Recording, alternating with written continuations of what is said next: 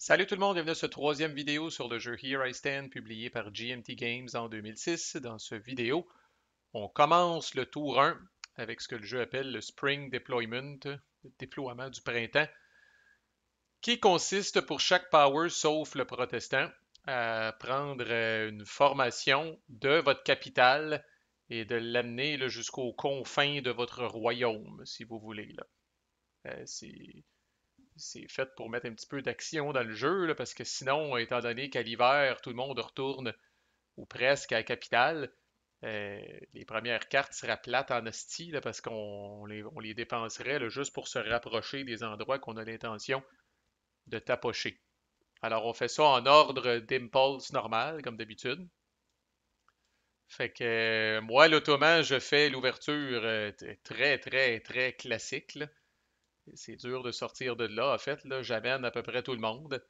Je laisse une petite cavalerie derrière. J'amène tout le monde avec mes deux leaders, Soliman et son pote Ibrahim. Et je les amène à Nez.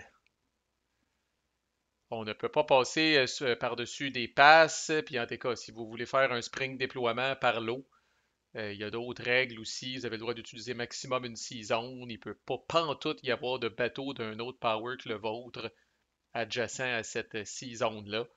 C'est relativement compliqué, mais moi, c'est assez straightforward. Là. Disons que le pauvre petit soldat hongrois qui est à Belgrade là, doit chier dans ses culottes en ce moment. J'ai quand même déjà réussi à faire une erreur, c'est-à-dire que j'aurais dû garder une troupe régulière et non pas une cavalerie à Istanbul. La raison, c'est que la cavalerie est plus cheap à bâtir, coûte juste un CP à bâtir plutôt que deux. Puis bon, Belgrade, même s'ils sont tout seuls, ils vont lancer 2 dés. Puis habituellement, ils peuvent infliger une perte, des fois deux, s'ils sont mardeux. Puis on aime mieux à ce moment-là sacrifier de la cavalerie que sacrifier des précieux réguliers. C'est pas la fin du monde, là. Mais bon. Alors voilà pour moi. Les Habsbourg vont faire une ouverture relativement classique. Eux ont un petit peu plus d'options, là.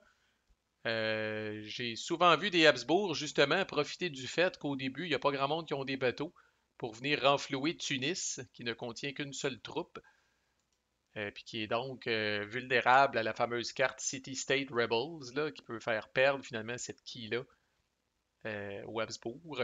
Fait que dans le fond, de la façon que ça marche, c'est qu'ils font un déploiement avec quelques unités de Valladolid. Ils s'en viennent techniquement jusqu'ici, puis après ça, ils ont le droit d'utiliser cette season-là parce qu'il n'y a pas de bateau ennemi adjacent, ben, il n'y a pas de bateau d'une autre faction, point, et qui sont adjacents, puis ils viennent amener un régulier, deux réguliers, ça dépend comment chicken ils sont, à Tunis. Mais c'est pas ça que fait notre copain qui est TGLS, c'est comme ça qu'il s'appelle, celui qui joue les Habsbourg. Bref, il va emmener Ferdinand et trois réguliers à Besançon. Puis c'est correct, là, on le sait que le Habsbourg, lui, au début, ce qu'il veut, c'est prendre Metz. Et là, il veut crissement prendre Metz. Encore là, Metz est à peu près aussi, pas à peu près, Metz est aussi faiblement défendu que Belgrade. Fait qu'habituellement, c'est pas un problème. Fait que là, on s'entend, il y avait trois réguliers de Vienne ici. Fait que ça va faire quatre au total. Ça va laisser une personne à Vienne. Fait qu'on va juste swapper les petites troupes comme ça ici. Alors, ça donne ça au final. Et Vienne n'est pas du tout menacée par l'Ottoman au début. Là. Il y a tout un esti de mur à franchir avant de se rendre là. Là. Fait que le Habsbourg est vraiment bien placé pour prendre Metz. C'est ce qu'il va faire au début. J'ai vu des Français relativement effrontés s'opposer à ça, là, mais disons qu'il faut avoir quand même des couilles pour faire ça.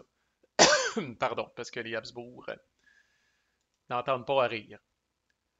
L'anglais extrêmement classique aussi va déployer Henry, Brandon et ses trois réguliers au complet à Berwick. L'anglais, lui, l'objectif premier tour, qui est assez ambitieux, qui n'est pas tout le temps réussi, et de prendre le contrôle d'Édimbourg. Le français, ça va varier, mais bon, encore là, un opening relativement classique. Il envoie dans le fond le Montmorency et deux réguliers à Bordeaux. Bon, on va faire le même principe ici, on va rien que swapper. On se retrouve, il reste deux personnes à Paris avec Francis, puis Montmorency est là avec quatre réguliers à Bordeaux.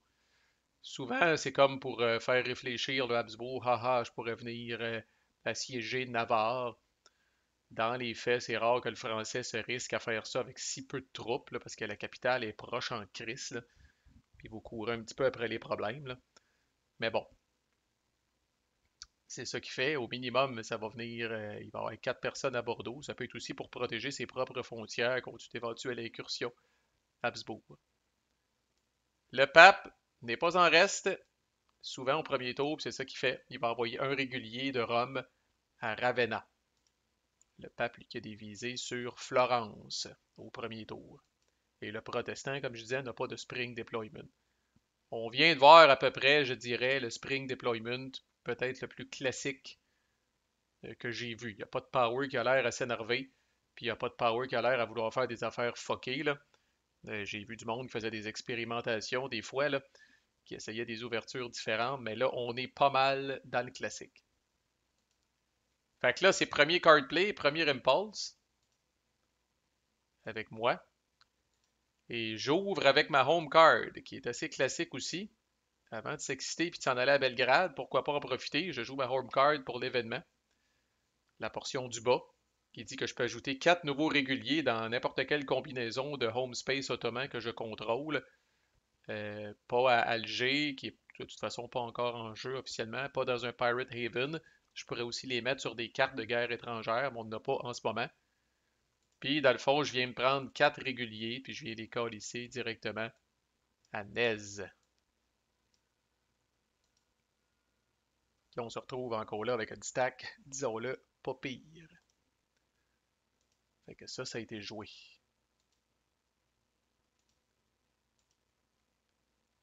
Habsbourg fait quelque chose de très classique aussi. Je suis content que les joueurs s'excitent pas trop parce que ça va vous donner vraiment une idée de comment se déroule le premier tour. Lui aussi, il va venir jouer sa home card. Holy Roman Emperor. Alors, si Charles V, Charles Quint, n'est pas capturé ou n'est pas assiégé, il peut le téléporter carrément là, sur n'importe quel home space Habsbourg qui n'est pas on rest et qui n'est pas occupé par des unités ennemies. Et ensuite, il a quand même le droit d'utiliser les 5 CP de sa carte. Le duc d'Alva, si jamais il est sur la même case que Charles, peut aussi embarquer dans le même téléporteur. Et c'est le cas, les deux sont à Valladolid au début. Alors TGLS va les prendre et va les amener à Besançon, qui est une Habsburg home space. Et là, il fait 5 CP d'action. Alors, il va recruter 4 mercenaires pour 4 CP. Oups. Pour avoir de la chair à canon, là. Encore là, si jamais ça se passe mal à Metz. Et avec le dernier CP, il va s'en venir à Metz. Il assiège Metz. À noter, je vais remettre ce petit marqueur-là à sa place. Là. Les autres sont alliés. OK.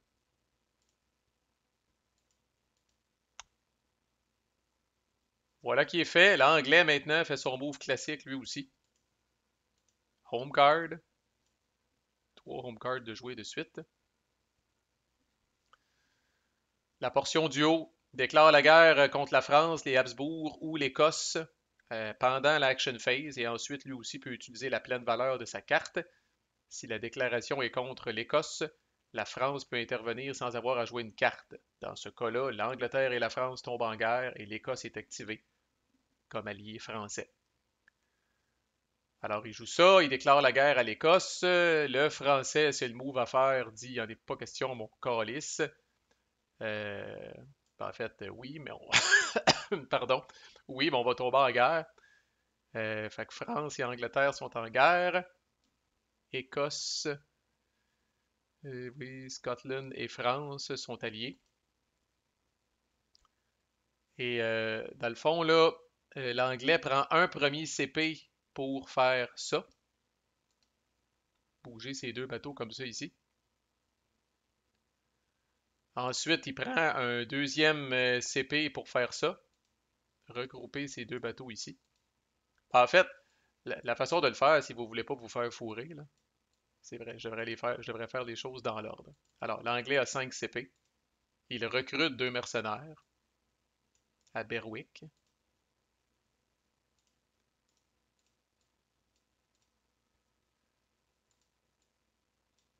Et il bouge Henry, Brandon et toute sa bande ici pour mettre Édimbourg en état de siège. Et après ça, il dépense les 2 CP pour venir bouger les bateaux. Parce qu'on rappelle qu'il va avoir besoin d'une majorité de bateaux dans la Sea Zone pour être capable de faire un assaut ici. Fait que les Écossais ayant un bateau, l'Anglais se doit d'avoir 2 bateaux dans la mer du Nord pour être capable de faire son assaut. Fait que ça, c'est le classique. Ça y fait ses 5 CP, 2 pour les mercenaires, un pour mettre la space en siège, puis 2 pour bouger ses bateaux, parce que le bateau qui commence à Portsmouth peut juste aller dans la Manche avant de se diriger dans la North Sea. Bon, puis concrètement, des fois, on le fait pas tout le temps parce que ça dure pas longtemps, mais quand même, là, on va faire les choses proprement. Alors, concrètement, pour l'instant, Édimbourg est maintenant, tu sais, les Écossais sont alliés avec le Français, fait que ça compte comme une key de la France. Ça leur donne pas une carte de plus, mais ça leur donne 2 VP de plus, mais de manière, comme je disais, là, extrêmement temporaire habituellement. Ça dure pas longtemps. Mais il peut en profiter pendant que ça passe. Le Français pourra dire qu'il y a eu 14 VP à un certain moment dans la game.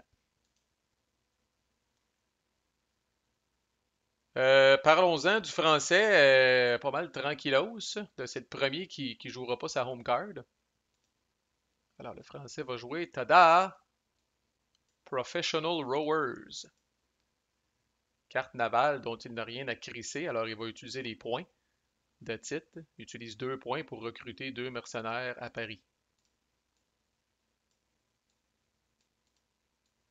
Au cas où qui viennent des idées de grandeur à Charles une fois qu'il a pris Metz. Tu sais, quand je parlais d'ouverture fuckée, là, j'ai vu un Habsbourg après avoir pris Metz se diriger vers Paris, puis c'était peurant en crise. Quand même 8 troupes, là, le ciboire avec Charles. Fait que faut pas laisser comme Français, puis on commence en guerre contre le Habsbourg, faut pas laisser nos quilles sans défense. Un Habsbourg gourmand peut se payer la traite, dépendamment de ce qui s'est parlé au début. Excusez, si bol. Euh, Faut pas oublier aussi que dans notre game spécifiquement, le Habsbourg a une carte de moins. Il a donné une carte aléatoire à l'anglais, ça fait une grosse différence. Au début, là, on n'a pas tant de cartes que ça pour mener des offensives à profusion. Là. Puis là, le Habsbourg a une carte de moins, ça doit probablement réconforter un peu le français. Le pape, notre ami le pape militaire, Steve va jouer la bulle papale, mais non pas pour l'événement, mais pour les points. 4 points, puis encore là, c'est un classique.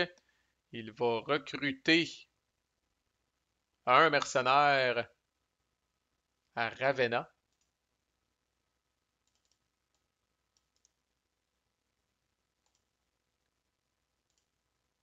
pour un.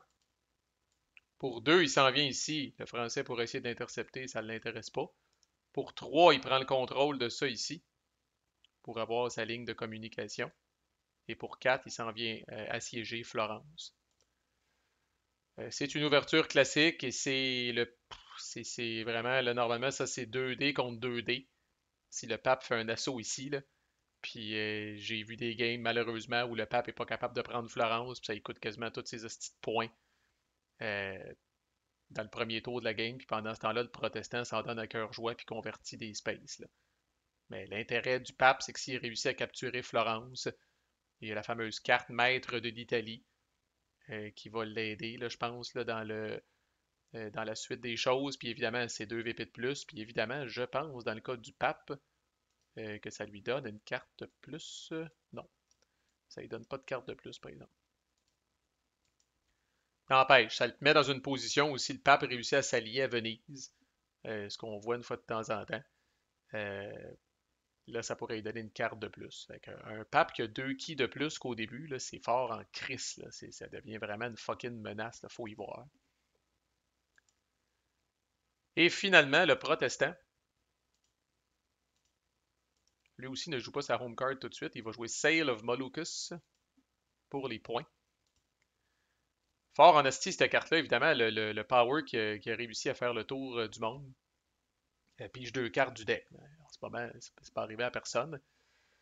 Fait qu'il utilise les points. Il va avancer le Nouveau Testament. Ça, c'est sur sa carte. Il dépense un point pour avancer le Nouveau Testament en allemand.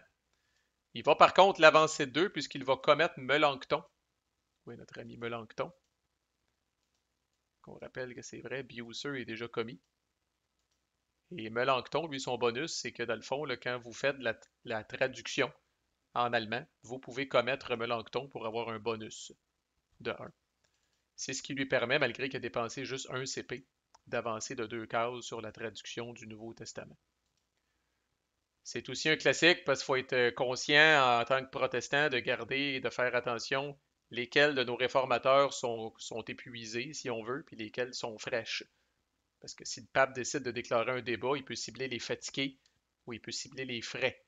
Alors, si vous gardez juste vos réformateurs faibles d'un côté, le pape va sauter dessus. Là, présentement, les deux fatigués ont une valeur de 2 puis de 3, puis les deux qui sont frais ont une valeur de 1 puis de 4. Fait que c'est un peu un gamble pour le pape. Mais si par exemple, il y avait juste si Luther devient fatigué, le pape va sauter sur Karlstadt. Là. Et avec les deux autres CP, il publie un traité. Fait qu'il y a deux tentatives de conversion. On a déjà vu ça. Il va commencer avec Nuremberg. Je vous l'avais dit qu'elle était plus facile. Ben 1, 2, 3, 4. Là, il n'y a plus le bonus des 95 thèses, mais là, il y a quand même 4 dés pour lui. Il roule 5, 2, 5 et 6. Alors, c'est bon. Et deuxième tentative, il va y aller avec Brandenburg. Il faut bien la faire à un moment donné, là. Puis elle va aider en crise pour les spaces alentours. Fait que Brandenburg a l'air isolé, mais il ne faut pas oublier. Un pour Wittenberg qui est protestant, un pour les troupes protestantes qui sont là, puis un pour Luther. Fait que ça donne 3 dés quand même pour Brandenburg. Et le protestant, c'est son jour de chance. Pogne 3, 1 et 6. Alors encore là, c'est sans appel puisqu'il y a un 6. Ça convertit et nouvelle troupe qui apparaît ici. 3 électorates de convertis sur 6. Ça va bien, ces affaires. Voilà, c'était la première ronde, le spring déploiement, puis la première ronde de cartes. On va-tu être bon pour finir le tour 1? Peut-être, peut-être pas, on va voir. Mais c'est parti, on a un playthrough relativement normal, il n'y a rien de sensationnel qui est apparu. Mais là, les dés vont commencer à se brasser, puis quand les dés commencent à se brasser, et Chris, on ne sait jamais où ça va nous mener. Manquez pas la suite, à plus.